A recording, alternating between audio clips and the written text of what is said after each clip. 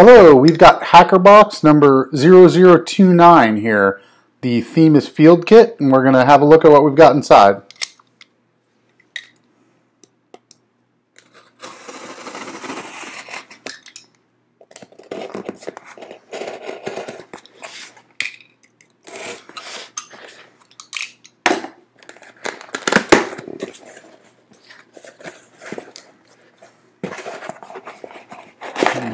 Go ahead and take all the innards out. Set the box down. Alright, so first our insert card here shows our theme is Field Kit. Of course, you're directed to find the box guides at the links at HackerBoxes.com. We'll get back to the back of the card in a minute. So the other things in the box here, there are two miniature or very small USB cables. One is a USB micro and one is a USB mini.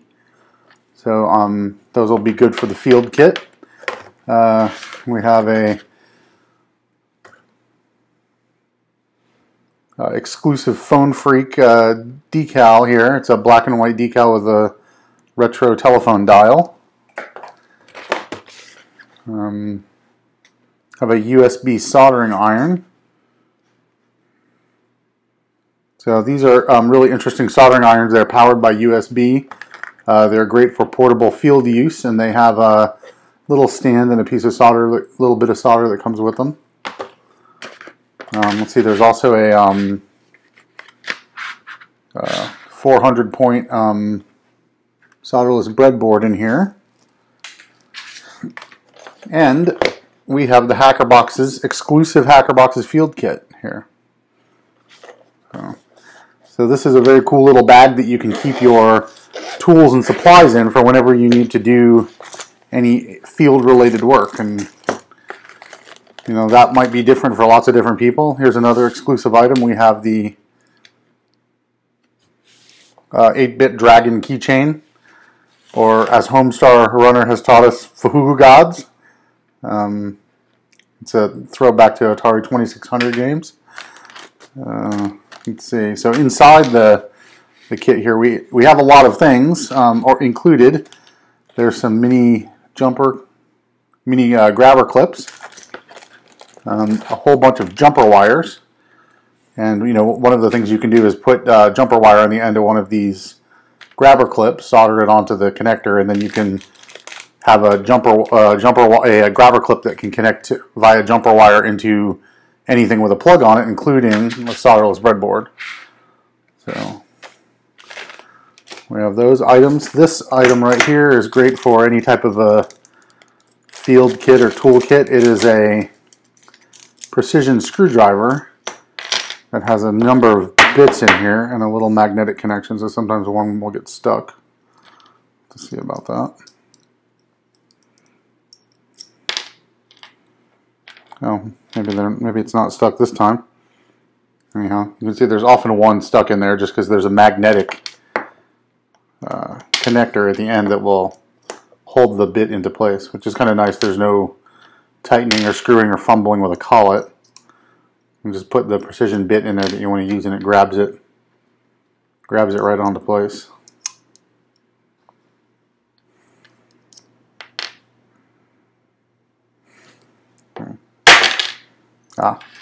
The magnet was holding some extra bits in there. So it looks like there are 8 bits in this one. A few different sizes of flathead and a few different sizes of Phillips. So again, just keep in mind that since there's a little magnet in there that holds the bit in, that when you put the bit in on this end, it'll also sometimes hold it in there, and you got to give it a little smack to get it out. So anyway, they all store inside.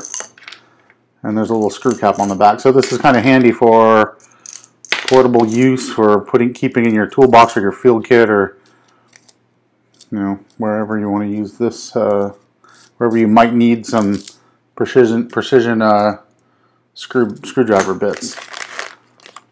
All right. Also in here we have some soldering wick, desoldering wick. I guess some people use either name. And this is a fairly small. It's 2mm, so it's pretty useful for a type of microelectronics we work with. And then it's a 1.5 meters in length. Let's see, we have several little static bags here of modules to have a look at. Probably start with this fella right here. This is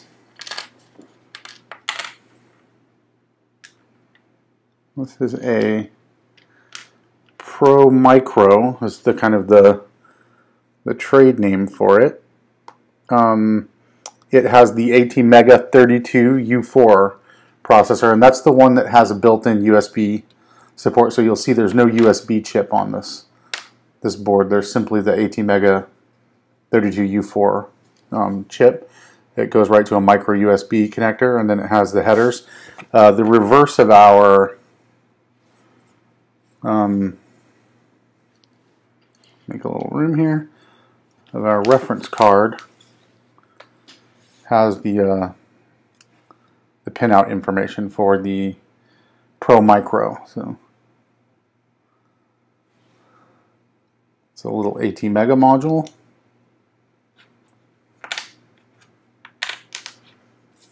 And then let's see what is coming up next. Here we have our next little static bag module, packed module. We have a very small OLED display. This is a 0.91 inch OLED. Has your typical, sticker grabber screen protector on it for shipping. And the resolution on this little guy is 128 by 32. So it's pretty small, and it has a very easy I2C interface. It's similar to the slightly larger OLED displays that we've used in a few recent HackerBoxes, as far as the interface goes, and also as far as the display technology goes. Let's see our next little module here. Grab some snippers to make us a easy open tab. This little module is a 4-button module that has a header. There are 4 little tactile buttons on there. And see if we can get it up a little closer for you.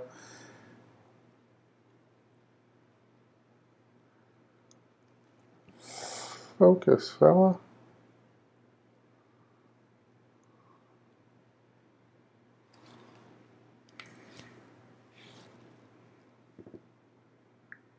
All right. Well, it has 4 little buttons, and then the interface is there's one line for each button and then a ground. So basically, when you press it, it'll short that pin, the pin 1 through 4 to ground. It's a pretty simple interface. So that can be a very simple input. 4 inputs to a microcontroller or to other digital system. And then as far as having 4 outputs, this actually has 6 outputs. It's a little 6 LED module. So there's a ground and then 6 LEDs with current limiting resistors. So if you put, I'm sure it probably works with just fine with 3.3, but certainly if you put 5 volts on any of these, and then the signal will travel through the resistor, through the LED into ground, and light the LED up. And there's the 6 different pins and then a ground pin. And then one more little static bag module we have here. Oh, come back here. Also has its own header pins. And this little module is a small EEPROM. It's an AT24C256 EEPROM. Okay, so here are the little bit closer up view and get a little better focus here on the 5 items that we had in the static bags, the 5 modules. The Pro Micro ATmega 32U4 microcontroller board, the small 0.91 inch OLED display, 6 LED, and some people call that a debug header, and then 4 tactile key button inputs, and then a little I2C EEPROM. So we can see more about each of these. Maybe let's move these out of the way. An interesting thing might be to open up our 5-volt soldering iron, see how well it works. So the soldering iron, it has a little cap on it. You can see the tip is actually pretty fine. Hopefully we'll get some good thermal flow through that. And then there's a little jack on the back that matches up with this cable here that gives 5 volt from any sort of a USB power supply. You know, and of course there's nothing USB about this soldering iron. It's just using a 5 volt USB power supply. And then also in the package here with the soldering iron, there's a little bit of solder and a stand, which might be useful for keeping in our field kit, like we said. Let's plug this USB soldering iron in and see what we can melt. Make sure everything's tightened up and set it right here for a minute. And get it plugged up.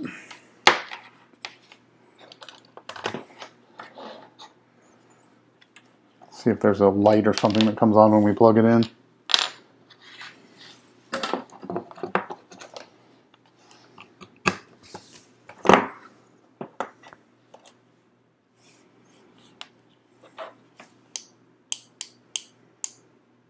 Aha, so there's a power on, power off. So let's leave the power on for a minute, see if it warms up and get this solder out of the danger zone. Yeah, it's already getting a little warm, pretty quick there. That's pretty nice for 5 volts.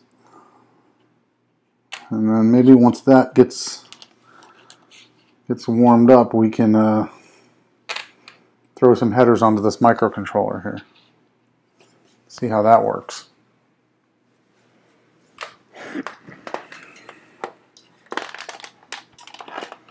Alright, while that's warming, I'm going to bring a magnifier into the zone here. So.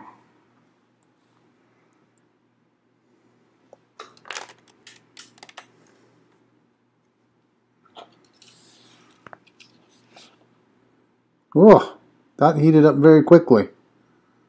That is really something, isn't it? Let's get a cleaner, tip cleaner here where we might need it.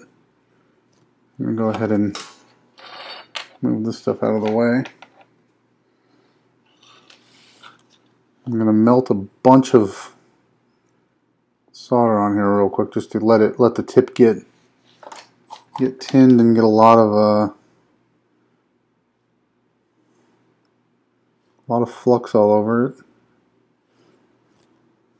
Right, so basically just using this solder as a source of flux, which is not the best thing, but I'm not going to go grab a bottle of flux right now. Get a little more, just melt it on there and clean it off. We're just cleaning it on one of those wire solder tip cleaners, which is actually from the HackerBox starter kit. We'll set that aside for a moment. Had a small earthquake there. I'm just kidding. We'll bump the camera. Alright, get this header into view. We'll put one header on there and get a corner tacked.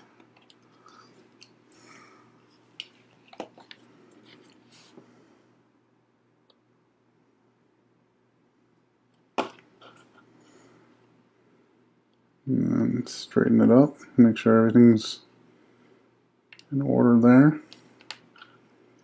The other side doesn't want to go down, so we'll reflow that and hold it straight for a second.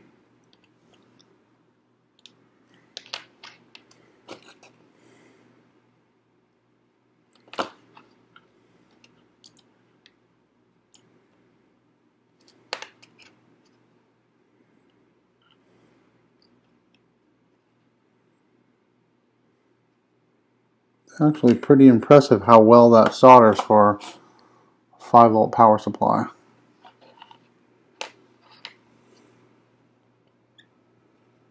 And it melts pretty quickly. So it's not fantastic that it doesn't have a temperature control. I think it's probably pretty hot, considering how quickly it's melting the solder. It might not be an ideal temperature for all soldering tasks, but for being able to operate portably and on the run, it looks pretty good. Let's see if we can solder up the rest of these pins without too much trouble.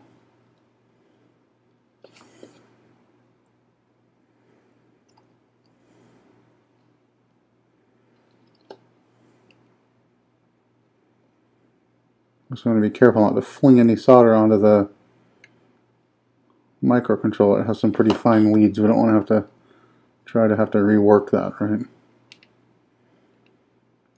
Well, that looks pretty good. We have them all soldered there. Hold on, we've lost focus on our camera. Sorry about that.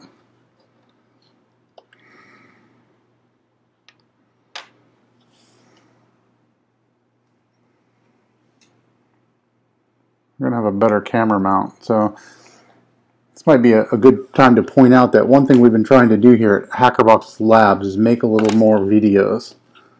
I think sort of an extension to pictures worth 1,000 words. 30 frames per second is worth a lot of words, and that you know, it might help a lot of our subscribers to get to see some of the projects that we do up close. And so clearly one of the things we need to do as we do that is get a little bit of a better mount for this camera, and so that we don't keep bumping it, and then maybe get a camera that stays focused a little better. Alright, so you see we have one header here completely soldered and one that we're just setting on here now. Go ahead and set that down, and as you're probably noticing, this little 5-volt soldering iron that is going to be great for our portable hardware hacking needs. It works amazingly well. I'm slightly shocked at how well it works. I tried one a while back and thought, well, that works pretty well, and this one seems even better than the last one I had. Maybe they've improved them in the last 6 months. But I mean, I would dare say this works as well as some higher end soldering irons I've had. I guess that's a good sign. And what I would probably recommend about this, because you know it is it's not like this is a $100 soldering station, but you know, I'd probably try to take care of it. Make sure you keep the tip really tinned and cleaned when you're not using it. So the very last thing you want to do before you turn the power off is clean the tip, and then probably when you're not using it, just you know, once it cools down, put this cap back on it. I don't know what good that's going to do, but it might keep some dust off of it and such. And there, so we have this Pro Micro module all soldered up.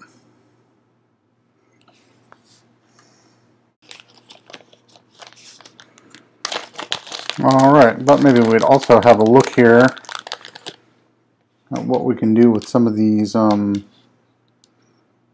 prep some of these micro jumpers for micro grabber clips and jumper wires, prep them for use. So I'm gonna grab it. We have those, and then we have this bundle of jumper wires, which is great for using on the solderless breadboard. But let me go ahead and grab one out of here real quick. Okay, let me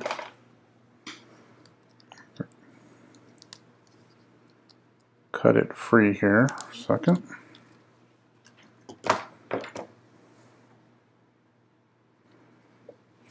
Great. Alright, well, maybe start with this green one here. And we've grabbed a pretty long jumper wire. And what we're going to do is snip it, and then see if we can. Let me see if I can just gently strip the ends with this. Sometimes that works, and sometimes it cuts the copper, but I think we can probably do it. sort of depends on how stretchy the plastic is. If the plastic is too stretchy, makes a problem out of itself, and we can, here we go. I'm going to rip a little bit of the plastic off the end. Let's try on this one as well.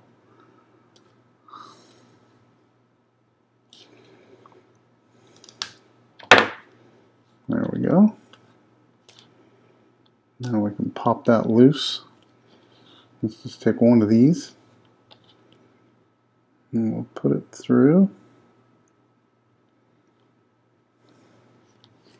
Oh, and let's use our little 5-volt soldering iron again. And just set it right here. And we'll push the button and turn it on. Let it heat up. Last time it heated up in a flash.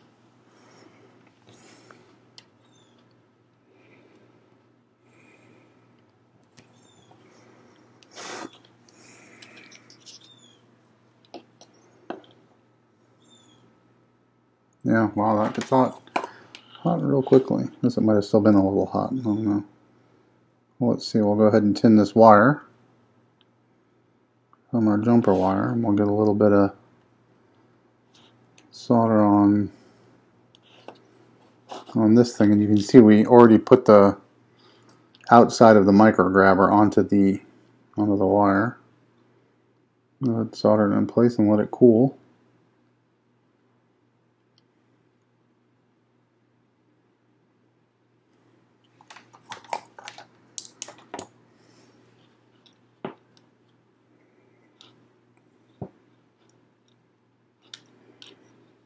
And we can get this over the top of it. Right, and then we have a little bit of a micro grabber that can grab onto things pretty easily. These are really nice because you can get them onto any sort of small leads or just about anything other than maybe like a quad flat pack. And then this other end we can plug into a solderless breadboard. Okay, so we have the Pro Micro microcontroller platform all set up, and we can develop a set of clip leads and jumper leads that we can use to interface between the Pro Micro microcontroller and whatever system we're working on. So, you know, what we want to develop from here are some of the techniques that you could use with the Pro Micro or really any other microcontroller to be able to interface with another electronic system in order to, you know, learn about it, make repairs, exploit it, modify it, whatever it is you're trying to do. You know, and so some of those simple techniques will start with just being able to drive logic lines, you know, to be able to make logical inputs into another system by driving a set of logic lines or reading a set of logic lines out of another system. So we have a really simple and useful sketch on the box guide that can be used through the Arduino IDE serial monitor or any other serial interface to drive in any combination a set of 8 outputs from the Pro Micro, high or low, and then also read 8 inputs from the Pro Micro. You know, so that will give you an interface that will be useful in a lot of different systems. And there's also some other really interesting links to try out, like making a rudimentary logic analyzer out of, you know, any Arduino compatible microcontroller, and then also using some of the other modules, you know, particularly working with flash and memory to be able to program and dump and, you know, read out memory devices from other systems. So you know, that's always useful for being able to reverse engineer something or understand how something works.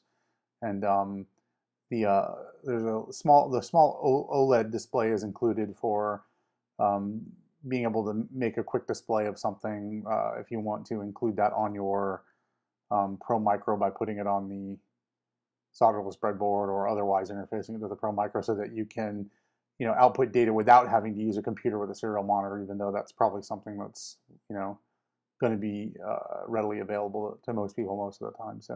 So there's just some interesting things to play with. We're you know, excited about this field kit because it's something that probably everyone has some use for, and we really look forward to seeing how people plan on using their field kit, what scenarios come up in the near future where they actually use them, and you know, and just what you know, what type of interesting things that we all get up to with our hardware hacking knowledge and being able to, you know, fix things and learn about other systems that are out there. So go ahead and check out the box guide, and we'll look forward to seeing you here on our YouTube channel again soon. Thanks a bunch.